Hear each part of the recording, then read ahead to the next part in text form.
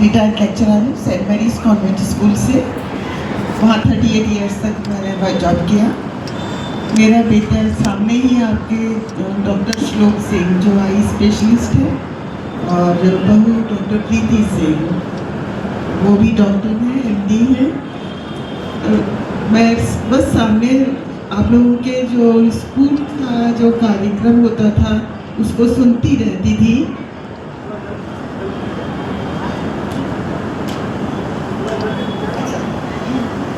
मैं उस कार्यक्रमों को सुनती रहती थी और उनके विचार जो हैं, या हमारे घर के बिल्कुल सामने जो है पोर्शन रहता था, वहाँ पर जो बच्चे आकर के पढ़ते हैं और उनकी जो मॉर्निंग फिक्स टाइम पर जो प्रेयर्स होती थी, उन सबको सुन करके बहुत अधिक प्रभावित थी।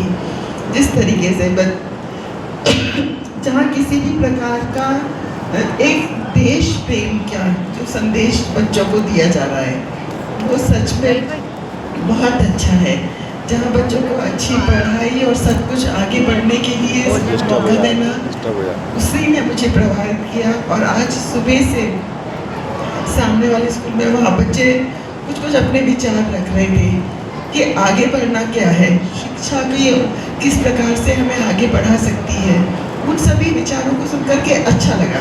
मुझे लगा सिर्फ मैं नीचे से बधाई दे करके जाती हूँ, पर किसी प्रकार से आप लोगों से मिलने का मौका लगा।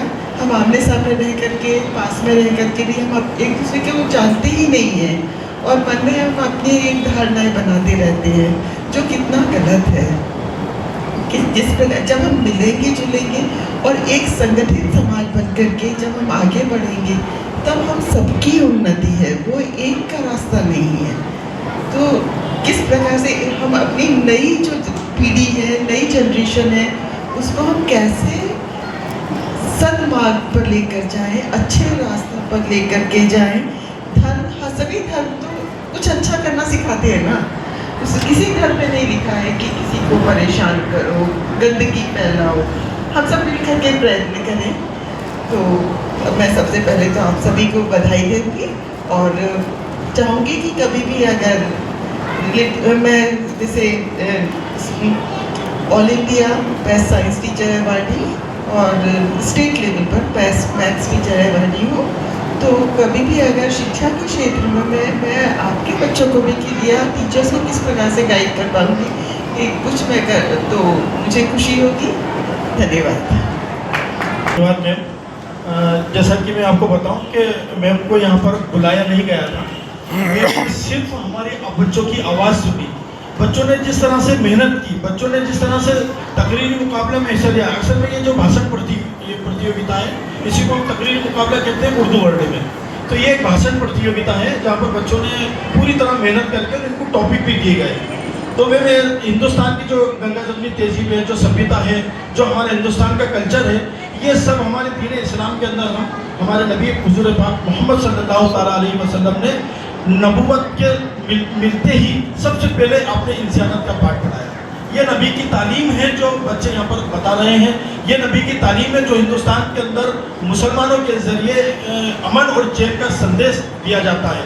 जैसा कि हमारे हिंदुस्तान के अंदर जो गंगा जमनी तहजीब है, ये हमारा मज़हब हमें सिखाता है, हमारा इस्लाम हमें सिखाता है। हम उसकी तर्ज पे चलते हुए हमेशा अमन और चैन और ये सारी चीज़ें कायम करने की भरपूर कोशिश करते हैं।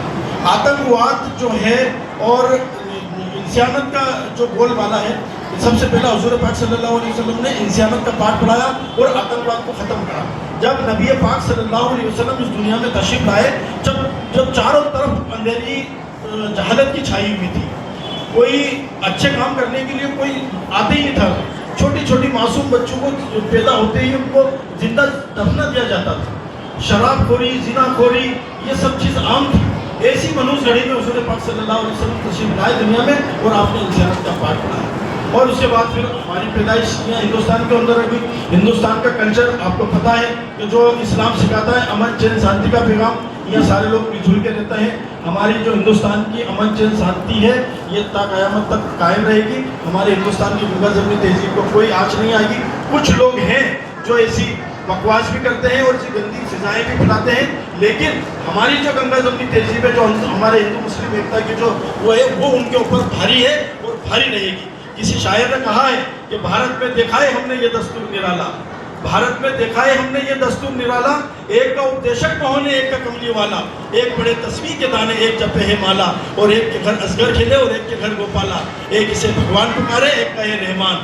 ये प्यारा हिंदुस्तान, हमारा प्यारा हिंदुस्तान, करता है हर देश यहाँ की माटी का सम्मान। इकबाल और टैगोर की रचना संतों की बातें हैं, इकबाल और टैगोर की रचना संतों की बातें हैं, हाली मोमिन मीर की गजलें नूरानी रातें हैं, तुलसी के दोहों में देखो कितनी सौगातें हैं, और भाषाओं की इस धरती पे प्यार की बरसातें हैं। देखो कालिदास की रचना गालिब का दीवान, प्यारा हिंदुस्तान, हमारा प्यारा हिंदुस्तान। एक बार डॉक्टर साहब से भी गुजारिश करूंगा कि आप हमारे इस प्रोग्राम में आए। किधर बैठे हैं आपके बेटे डॉक्टर? वो नहीं आए, अच्छा कोई बात नहीं। आपका बहुत बहुत धन्यवाद, आपने अपना कीमती समय यहाँ पर दिया और आप इस प्रोग्राम से प्रभावित हुए। ये हमारी मेहनत की जो वो है आखिरी जो रहता है वो पूरी पूंजी की है कि आप प्रभावित होकर यहाँ। बहुत बहुत धन्यवाद, बहुत शुक्रिया। सीरतुन नबी कमेटी आपका तहे दिल से इस्तकबाल करती है, स्वागत करती है और अभिनंदन करती है। बहुत बहुत शुक्रिया।